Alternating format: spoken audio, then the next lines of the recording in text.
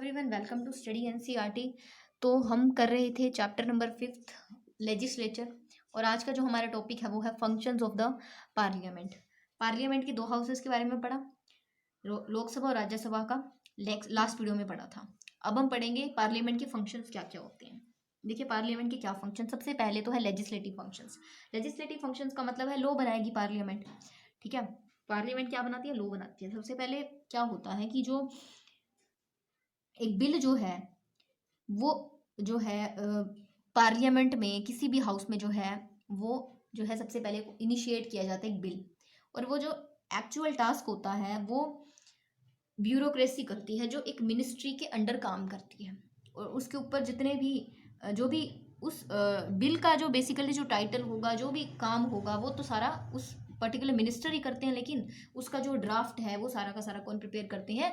Ministry के under जो bureaucrats होते हैं वो प्रिपेयर करते हैं। तो कोई भी बड़ा बिल जो है वो तो बिना गवर्नमेंट के मेजोरिटी के पास तो कर ही नहीं सकते, अप्रूवल के, कैबिनेट के अप्रूवल के बिना। अब क्या है कि ज़्यादातर हम देखते हैं कि कैबिनेट ही बिल इनिशिएट करती हैं, लेकिन कैबिनेट के अलावा जो दूसरे एमपीज हैं वो भी कोई बिल को इनिशिएट कर सकते हैं। लेकिन अगर गवर्नमेंट की सपोर्ट ही नहीं है तो वो बिल जो है लॉ में बदल ही नहीं सकता। अब जिस पार्टी की मेजोरिटी है उस पार्टी को तो कोई प्रॉब्लम नहीं है। लेकिन कई बार कोalition गवर्नमेंट्स बन जाती हैं या फिर गवर्नमेंट जो है अलाउ नहीं करती, क्योंकि वो तो अपनी ही पॉलिसीज़ को देखेंगी।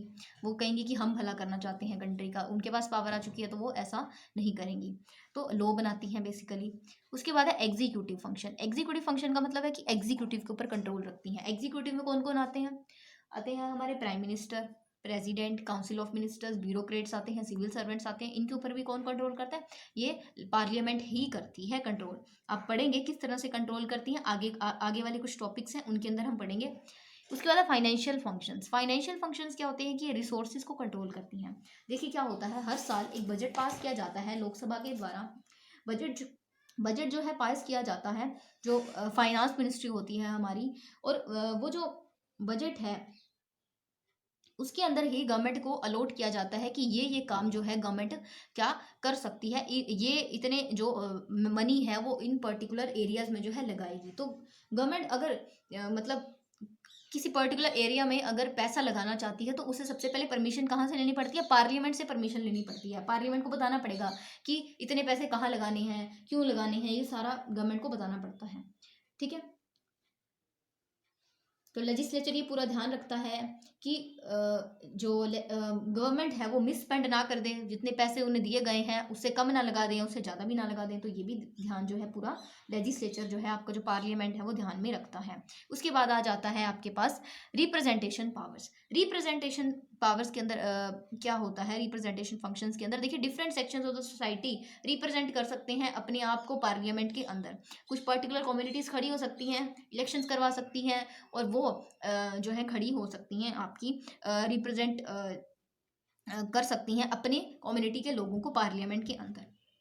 फिफ्थ है डिबेटिंग फोरम होता है। सबसे बड़ा डिबेट का जो फोरम होता है वो यही होता है, जहाँ पर आप फ्री होते हैं, जो मिनिस्टर्स हैं वो फ्री होते हैं, मेंबर ऑफ पार्लियामेंट फ्री होते हैं कि वो किसी भी टॉपिक पे बात करना चाहे बिना डर के अपने व्यूज़, अपने थॉट्स जो एक्सप्रेस कर सकते हैं।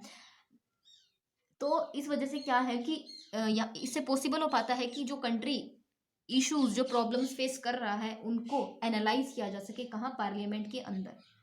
फिर आता है कॉन्स्टिट्यूएंट फंक्शन। कॉन्स्टिट्यूएंट फंक्शन मतलब अमेंडमेंट कर सकता है लोकसभा, पार्लियामेंट जो है अमेंडमेंट कर सकता है किसमें? कॉन्स्टिट्यूशन के प्रोविजंस के अंदर। तो एक स्पेशल मेजोरिटी चाहिए होती है अमेंडमेंट्स के लिए, दोनों हाउसेस के लिए चाहिए होती है स्पेशल मेजोरिटी। नेक्स्ट बात करेंगे हम इलेक्टोरल फंक्शंस। इलेक्टोरल फंक्शन में होता है कि प्रेसिडेंट और वाइस प्रेसिडेंट को इलेक्ट किया जाता है पार्लियामेंट के द्वारा। सिंगल ट्रांसफरेबल वोट सिस्टम जो है प्रैक्टिस किया जाता है प्रेसिडेंट और वाइस प्रेसिडेंट के इलेक्शंस के लिए। उसके बाद जुडिशियल सिस्टम में क्या होता है कि अगर आप जजेस को सुप्रीम कोर्ट के या हाई कोर्ट के मतलब जजेस होते हैं, और जो प्रेसिडेंट है या वाइस प्रेसिडेंट को अगर आप रिमूव करना चाहते हैं तो भी कौन करेगा? वो पार्लियामेंट ही करती है। ये क्या है? आपके फंक्शंस हैं पार्लियामेंट के। उसके बाद जो हमारा नेक्स्ट टॉपिक आता है वो है powers of the Lok Sabha and Rajya Sabha. देखिए ये मैंने राइट नहीं किया, तो ये काफ़ी बड़ा था टॉपिक, तो मैंने सोचा कि ये मैं बुक में से ही जो है आपको करवा दूंगी। देखिए सबसे पहले हम लोकसभा की पावर्स के बारे में डिस्कस करेंगे। लोकसभा की जो पावर्स हैं उसमें क्या होता है कि सबसे पहले तो देखिए यूनियन लिस्ट और कंकरेंट लिस्ट आप जानते हैं। यूनियन लिस्ट वो लिस्ट है जिसमें जो सब्जेक्ट्स मेंशन किए गए हैं उनके ऊपर जो सिर्फ लॉज हैं वो सिर्फ यूनियन गवर्नमेंट बना सकती हैं। कंकरेंट लिस्ट के ऊपर मतलब यूनियन और स्टेट दोनों मिलकर बना सकती है, तो इनके अंदर जो मैटर्स हैं इनके ऊपर लॉज बना सकती हैं। मनी बिल और नॉन मनी बिल दोनों ही इनिशिएट कर सकती हैं। इसके बाद है टैक्सेशन, या जो बजट है या जो एनुअल फाइनेंशियल स्टेटमेंट्स होती हैं इनको अप्रूव भी कौन करती हैं? लोकसभा का अप्रूवल लेना पड़ता है सबसे पहले। ठीक है, लोकसभा का क्या लेना पड़ता है? अप्रूवल लेना पड़ता है। बजट देखिए हर साल पास होता है, तो वो अप्रूवल किससे लेना पड़ेगा? लोकसभा से लेना पड़ता है आपका। इस साल ये आपके अलग अलग जो हैं डिपार्टमेंट्स में आपके इस तरह से मनी लगाई जाएगी। उसके बाद एग्जीक्यूटिव के ऊपर कंट्रोल करती हैं, कॉन्स्टिट्यूशन को अमेंड करती हैं। इमरजेंसी कई बार लगानी पड़ सकती है, तो उसके लिए अप्रूवल भी आपको लेजिस्लेचर से ही लेनी पड़ती है। उसके बाद है प्रेसिडेंट और वाइस प्रेसिडेंट और जजेस को वगैरह रिमूव करना इनको। उसके बाद कमिटीज वगैरह इस्टेब्लिश करना, ये भी इन्हीं का ही काम होता है। राज्यसभा का देख लेते हैं। राज्यसभा में ये होता है कि मनी बिल के अंदर ये अमेंडमेंट सजेस्ट कर सकते हैं, लेकिन मनी बिल इनिशिएट नहीं कर सकते। उसके बाद कि नॉन मनी बिल ये आपका इनिशिएट भी कर सकते हैं और अप्रूव तो करना ही पड़ता है। उसके बाद कॉन्स्टिट्यूशन अमेंडमेंट में अप्रूवल कर सकते हैं, लेकिन अमेंडमेंट सिर्फ और सिर्फ लोकसभा ही करता है। उसके बाद एग्जीक्यूटिव के ऊपर कंट्रोल भी यही एक्सरसाइज करते हैं क्वेश्चंस वगैरह पूछकर। उसके बाद बाकी सारी पावर्स सेम है आपकी। इलेक्शन और जो प्रेसिडेंट के जो भी इलेक्शंस होते हैं इन सबको जो है राज्यसभा के पास सेम पावर्स होती हैं। और यूनियन गवर्नमेंट जो यूनियन पार्लियामेंट को जो है can give the union parliament power to make laws on the matters including state list. अब स्टेट लिस्ट जो है उसमें तो वो सब्जेक्ट मेंशन किए गए हैं जिसके ऊपर सिर्फ स्टेट गवर्नमेंट लॉ बना सकती है, लेकिन कई बार कुछ कंडीशंस के अंडर, कुछ सर्कमस्टांसिस के अंदर क्या होता है कि आपकी जो ये राज्यसभा है ये यूनियन पार्लियामेंट को कह सकती है कि आप स्टेट लिस्ट के अंदर जो टॉपिक मेंशन है उनके ऊपर आप लॉज बनाइए, तो तब भी गवर्नमेंट जो है इनके ऊपर लॉज बना सकती है। ओके।